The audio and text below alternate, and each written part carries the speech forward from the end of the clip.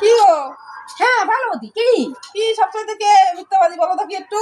মিথ্যেবাদী একজন না, কে কয়জন? বহুত মিথ্যেবাদী আছে। এক নাম্বার মিথ্যেবাদীকে জানো? কেডা? ওই বাসালা বলবে কি জানো, আসেন দাদা আসেন আসেন আসেন, বসে যাবেন, সিট ফাঁকা, ওঠা পা তুমি দাঁড়াই নিয়েও চান্স পাবা না। আচ্ছা। তারপর দুই নাম্বারে মিথ্যেবাদীকে তুমি জানো? ওই যে দুধওয়ালা হ্যাঁ। বলবে কি জানো, দিদি আমার দুধ একেবারে খাঁটি, পাড়ার মধ্যে এমন দুধ কেউ বিক্রি ঠিক, করবেন না, ঠিক, ঠিক, সবাই ওই দুধে জল মিশায়, কিন্তু এ কি করে জানো, এ জলে দুধ মিশায়। হ্যাঁ, সবই ঠিকই তাই। জল। তারপর তিন নাম্বারে কি জানো, ওই যে মিষ্টি গেলা, আসেন আসেন দাদা গরম গরম মিষ্টি এক্ষুনি বানাইছি, এক্ষুনি তৈরি করছি, বসবেন খাবেন। আসলে ওই মিষ্টি বানাইছি তবে জানো অন্তত 3 সপ্তাহ আগে, লাগে টক। টক লাগে।